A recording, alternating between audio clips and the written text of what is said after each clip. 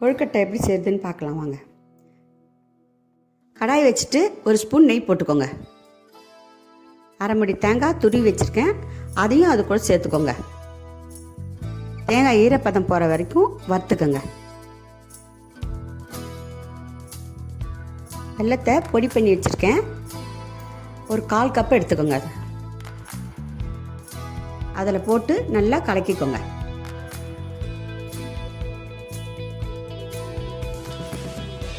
நாலு ஏலக்காய் பொடி பண்ணி வச்சுருக்கேன், அதையும் அது கூட சேர்த்துக்கலாம். 3 போட்டு கலந்தவுடனே பூர்ணம் ரெடி ஆயிடுச்சு. எந்த கப்பில் மாவு எடுத்துருக்கணும் அதே அளவுக்கு தண்ணியும் சுட வச்சுருக்கேன். 1/4 ஸ்பூன் சால்ட்டு, அரை ஸ்பூன் நெய்யும் சேர்த்துக்கலாம். சுடு தண்ணியை கொஞ்சம் கொஞ்சமாக போட்டு நல்லா கலக்கிக்கணும். பச்சரிசி மாவாக இருந்தால் கொஞ்சம் வறுத்துக்குங்க, கொழுக்கட்டை மாவுன்னா வேண்டாம்.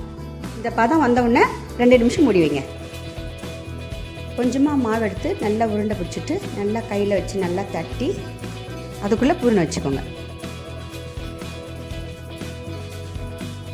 உங்களுக்கு எந்த ஷேப்பில் வேணுமோ அந்த ஷேப்பில் நீங்கள் கொழுக்கட்டை பண்ணி வச்சுக்கலாம். இட்லி குண்டானை எடுத்துக்கோங்க. அந்த தட்டில் எண்ணெய் தடவிட்டு நம்ம செஞ்சுருக்கிற கொழுக்கட்டைங்களை அதில் வச்சுடுங்க.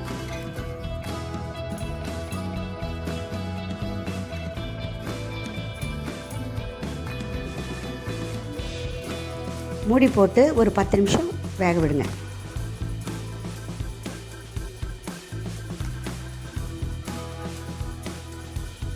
இப்போ 10 நிமிஷம் ஆயிடுச்சு. கொழுக்கட்டை வந்துடுச்சான்னு பார்க்கலாம். கொழுக்கட்டை ரெடி ஆயிடுச்சு. டேஸ்ட் ரொம்ப நல்லா இருந்தது. நீங்களும் உங்கள் வீட்டில் ட்ரை பண்ணிவிட்டு சொல்லுங்கள். தேங்க்யூ.